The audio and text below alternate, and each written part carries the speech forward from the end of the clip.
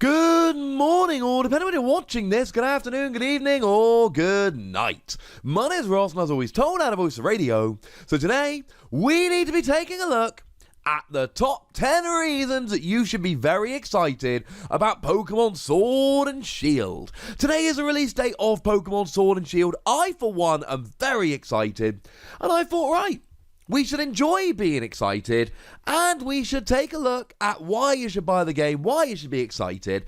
I know that there is some controversy surrounding the game. I know that it does not have a national dex in the way that some other games in the series have. I know there are some negativity, and here's what I'm going to tell you, ladies and gentlemen. It's not where we're going today. We are also staying spoiler-free, so if you haven't played the games yet, we are only looking at information which has been publicly revealed in advance of the game's release. There will be no spoilers here. So in at number 10, the 10th best reason to get Pokemon Sword and Shield, MAMOSWINE has been confirmed. While I was in London, queuing for the Pokemon Centre, I was with the lovely Joe from Cerebi.net. There was a live stream going on, and during the live stream it was confirmed that Swinub is in Pokemon Sword and Shield, which means Mamoswine is in Sword and Shield. And given that Mamoswine is the greatest Pokemon ever designed, that's a reason to go ahead and buy it. A lot of Pokemon have been cut, a lot of my favourite Pokemon have been cut, but Mamoswine's in it. In at number 9, you can literally send your Pokemon out to work. You can get your Pokemon jobs. So what you do is you go and check Pokejobs that are wrote to me in Pokemon Centers, and you can send Pokemon from your boxes directly to any job that you accept. They go and do the job, they get experience that helps them grow, and there are certain types of Pokemon that are better suited to certain types of jobs. Tell me the idea of sending your Pokemon out to work doesn't sound like an awful lot of fun. I'm tired of my digital Pokemon sitting there in the game waiting for me to come back. It's time they went and made themselves useful, and in Pokemon Sword and Shield, you can totally do it. In at number 8, DYNAMAXing. DYNAMAXing was the first real new mechanic that was shown off from Pokemon Sword and Shield, and essentially Dynamax Pokemon, they big. Dynamax Pokemon are significantly larger, and they also have max moves. Now, you come across them in max raid battles, more on those in a moment, but essentially they're just really big, really powerful Pokemon that you get to try and fight against and take down, kind of like bosses, which we just don't have in most Pokemon games. The idea of teaming up in a group and taking one down really appeals to me. Dynamax Pokemon look like an awful lot of fun. In at number 7, the new first partner Pokemon, Sobble, Grookey, Scorbunny. In that order, incidentally. I love the first partner Pokemon. I am an absolute sucker for the first partner Pokemon. That's in pretty much every game. Now, we're not going to be talking about the evolutions, spoiler-free. We need to be spoiler-free on the channel for at least a little while after the game comes out. But the point is that these are just really fun, well-designed, lovely Pokemon. I think they're brilliant. And their new friend, and the first partner Pokemon are important, right? We know that they are going to be featured on the merchandise for a while. They are going to be the focus of merchandise and trading card game, and we already know that the theme decks from the first Sun and Moon expansion are going to be featuring these 3 Pokemon. So it's really, really cool to me that we're getting new ones, and they're lovely. Sobble is my guy. We can all empathize with the anxiety he seems to be feeling quite a lot. He's a cute little amphibian, not a lizard. He runs around in water. He makes himself invisible. I love him. Grookey, little monkey, got a stick. What more do you need to know? And even Scorbunny, right? As far as I'm concerned, Scorbunny is, by a bit of a margin, the bottom of the 3, but it's still an adorable little bunny that runs so fast he literally makes fire. That's still a pretty cool design of a Pokemon, so I'm all in on all the first partner, and as I mentioned in my video earlier, it was about new TCG stuff. Please check it out. I think it's pretty cool. I mean, I'm kind of biased. There's a very good chance I'm going to get to the part where I can trade in whichever game I choose to start. Probably Sword, based on the video we did yesterday. And then I'm going to start Shield, and then just trade over the other 2 first partner Pokemon so I can go through the game with all 3 of them. Yes, it's cheating. Yes, it's cheeky. But no, I don't feel particularly guilty about it. I've managed to stay spoiler-free in terms of the evolutions. No spoilers in the comments, not for a few days. So I like the idea of seeing all of them coming up as I go through. That sounds like fun to me. In at number 6, we've got the Wild area. Now, this is as close as Pokemon has ever gotten to being an open world game. The Wild area is not the entire game, but what it is a vast expanse of land in the Galar region, and it connects towns and cities. You'll find a great variety of Pokemon, and you just run around, find Pokemon. They're all there in the overworld, and you just run around and find them and fight them and catch them. And it's not full bore open world Pokemon from what I understand.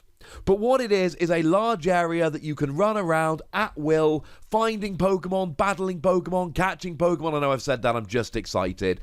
And you can really choose which Pokemon you go for. We saw hints of this in Let's Go with some Pokemon in the overworld, but nothing along these lines. And if open world Pokemon doesn't appeal to you, I don't know what I can say. In at number 5, the 5th best reason to get excited about Pokemon Sword and Shield, Galarian forms. You see, just like in Sun and Moon, where we had Pokemon like Alolan Raichu and Alolan Grimer, we've got new forms of old Pokemon coming around in Sword and Shield. Now, I did see one of these leaked by one of my friends, about which I'm very upset. I won't be mentioning that one here. But there have been a couple that we have had revealed. We know that we are getting Sirfetch'd, which I suppose isn't technically a Galarian form. It's a new Galarian evolution, or Farfetch'd, but I'm cool with it. And we know that we are getting a Galarian Ponyta. And we're getting Galarian Zigzagoon. And we're just getting cool new Galarian versions of existing cool Pokemon. As far as I'm concerned, ladies and gentlemen, that is pretty gosh darned awesome. And while we're here, in at number 4, new Pokemon. There's a whole bunch of cool new Pokemon coming out in Sword and Shield. And, I mean, look, right? We're not going to go through all of them in this video, but what we can do is just look at some of the cool new designs we've got. Wooloo, the giant fluffy sheep who everyone loves. Yamper, who is most definitely a good doggo. And Morpeko, who literally has a hangry mode. That, to me, is pretty gosh darned awesome. In at number 3, we've got Gigantamax. And this is Dynamax, but stepped up a little bit. Not every Pokemon can Gigantamax, though everyone can Dynamax. And when you Gigantamax, you end up with new forms. Fat Pikachu is back. Meowth's turned into Longcat. And obviously there's a Charizard, because why wouldn't there be a Charizard? But Gigantamaxing changes the design of the Pokemon. It gives them new abilities. And it even gives them new G-Max moves, which do lots of damage while doing other stuff. Dynamaxing is cool, but Gigantamaxing is even more fun again. In at number 2, and we did hint at this earlier, Max Raid Battles. Max Raid Battles sound absolutely amazing. You team up in a team of 4 to take down a giant Dynamax Pokemon.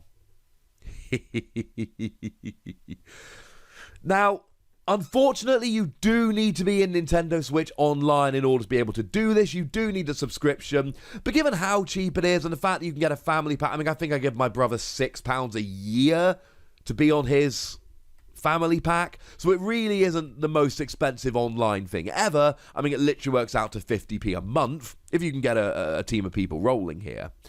And then if you don't have a full team, people will be assigned to your team, which is lots of fun. And you can find Pokemon here that you can't find elsewhere. And it's 4 of you against 1 giant Pokemon. Only one of whom can actually catch them. So, yeah, that's going to be a fun one. And the good news is that the Dynamax Pokemon that you find in Max Raid Battles vary according to actually where you are and what the weather is like. And the weather changes every day. So that means that you're going to be able to go back day after day after day to try and find all of these cool things. And The idea of going back every day to do these 4 against 1 battles really excites me. Could we please have a 4 against 1 Dynamax mode for the trading card game? Even if it's a standalone game, I'm cool with it. But the number one reason to be excited about Pokemon Sword and Pokemon Shield, it's a new Pokemon game. It's as simple as that. The Pokemon games are always good, they're always fun, we always love them, and I know that there are some things to be disappointed about with this game. I'm not blind to that. I pay a lot of attention to Pokemon as a whole, but the fact of the matter is we've got new Pokemon RPGs for the first time in a couple of years, and I for one am excited. And if you think that's a cop-out answer, it's set in the UK. The map looks amazing, it's set in the UK, we've got Galarian wheezing, wearing a giant top hat, or being a giant top hat. We've got Pokemon based on coal because we've got a coal mining tradition in the UK. And it's just British as you like. I love it, ladies and gentlemen. I, for one, am extremely excited about Pokemon Sword and Shield, and honestly, as soon as I've finished editing this video, I'm off to play Pokemon Sword and Shield. The excitement is real. If you've already got the game, hopefully you can enjoy getting excited with me. If you've not got the game, hopefully I've convinced you that it might be worth giving it a go. And if you don't want to get the game, I respect your decision. We can all still be friends. But now I'd like to know what you're excited about from Sword and Shield. Let's keep the positivity train rolling out of the station, ladies and gentlemen. Tell me what looks fun. Tell me what you're excited about. Go nuts in the comment section, but please do remember to be nice. And can we keep it spoiler-free for a couple days? For those of us that haven't gone through the game fully yet, that would be lovely.